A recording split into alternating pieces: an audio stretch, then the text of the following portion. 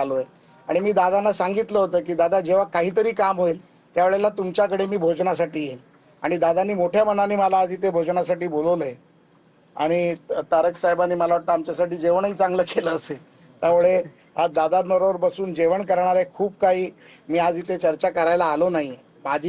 मला एक असं वाटतं की आपण सातत्याने जर संपर्कात राहिलो, सातत्याने एकमेकाला मदत करत राहिलो, सातत्याने चर्चा करत राहिलो, सर्वच कामं सरकार स्तरावरती पूर्ण होतात असं नाही, पण ते पूर्ण करायसाठी जर आपली इच्छाशक्ती असेल, तर इच्छाशक्ती असेल तर जगातली कुठलीही ताकद आपल्याला थांबवू शकणार नाही।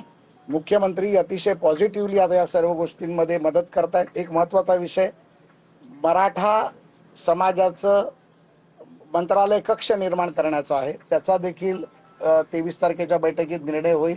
तो जवळजवळ फाईल तयार झाली आहे। आचारसंहिता संपल्यानंतर त्याचा देखील हे केला जाईल आणि भविष्यात पुढे त्याचं मंत्रालय बनवण्याची जी प्रोसेस आहे केंद्रापासून राज्यापासून केंद्रापर्यंत ती देखील पुढे केली जाईल, याचा प्रयत्न देखील आपण करू। या व्यतिरिक्त माझ्याकडून जर काय राहिलं असेल, माझ्याकडून जर समाजासाठी काम करत असताना कुठली चूक झाली असेल तर मी समाजाची देखील माफी मागतो।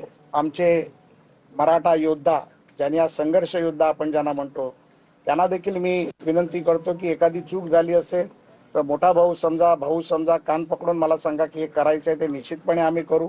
मागच्या दादांच्या आंदोलनात एका अपघात झाला एका गाडीचा, ज्यामध्ये एक मुलगा दगावला, त्यांच्याकडे दादा जाऊन आले, त्यांनाही जे काही सहकार्य करायचे ती विहीर विजवायची आहे, त्याला सरकारने 5-5 लाख रुपये आणि केंद्र सरकारने 2-2 लाख रुपये दिले।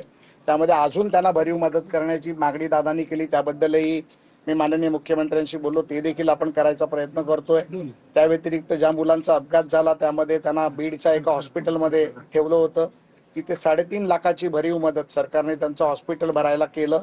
5 लाखाचं बिल होतं। दादांच्या विनंतीनंतर मी माझ्या स्वतःच्या ट्रस्टमधनं वरचे 1.5 लाख रुपये देखील त्यांचे भरले, कारण कुठल्याही मुलाला, समाजाच्या मुलाला खिशातून पैसे घालायची गरज लागू नये ही भावना आमची होती। इवन ज्याच्या घरात मयत झालंय, म्हणजे जो मुलगा आमचा दगावलाय, त्याच्या घरी देखील मी आपल्या समाजाची काही कार्यकर्ते पाठवले होते, दादा स्वतः जाऊन आले। त्यांच्या घरातल्या मुलांच्या शिक्षणाचा प्रश्न असेल, दादांनी मला सांगितलं तर निश्चितपणे त्यांच्या मुलाला दत्तक घेण्याचं काम आपण स्वतः करू, हे देखील आश्वासन मी दादासमोर देतो।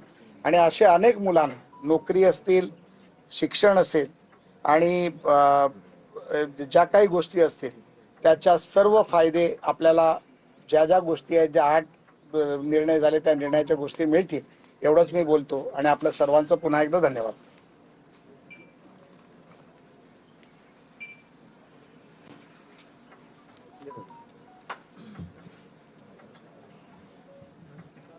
तर आपण पाहतोय या ठिकाणी प्रसाद लाड यांनी विविध मुद्द्यांवर इथे भाष्य केलेले आहे। 23 तारखेला मराठा उपसमितीची बैठक होणार असल्याचंही ते म्हणाले।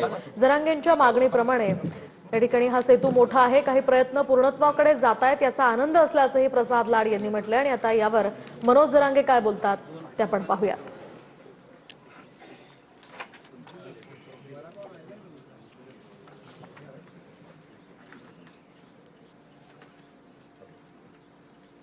संख्या 34 होती ती 56 करायचं मोडी लिपीची।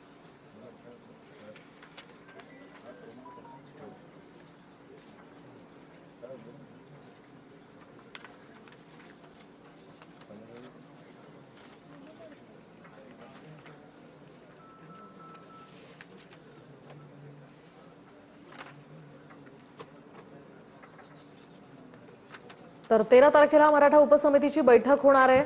जरांगेंच्या याच्यामध्ये एक मागणीप्रमाणे महत्त्वाचा निर्णय आपण घेण्याचा, त्याच्यावरती आपण कायदेशीर सल्ला देखील घेतो आहोत 2 विषयांमध्ये। तो एक विषय माझा बोलायचा राहिला, जो सातारा गॅझेटच्या बाबतीतला होता। सातारा गॅझेटच्या बाबतीत दादांची परवानगी घेऊन आम्ही ॲडव्होकेट जनरलला ते डॉक्युमेंट पाठवले आहेत। त्याच्यापैकी कुठेही जर आपण लागू केल्यानंतर हैदराबाद गॅझेटच्या विरोधात काही उपद्रवी लोक जी कोर्टात गेली आहेत, जिथे आपला फायदा होऊ नये म्हणून, तर तिकडे त्याला काही परिणाम होणार नाही याचं ओपिनियन आपण मागितलंय। तेही आपल्याला 30 तारखेपर्यंत येणार आहे। ते आल्यानंतर पुन्हा एकदा दादांकडे मी चर्चा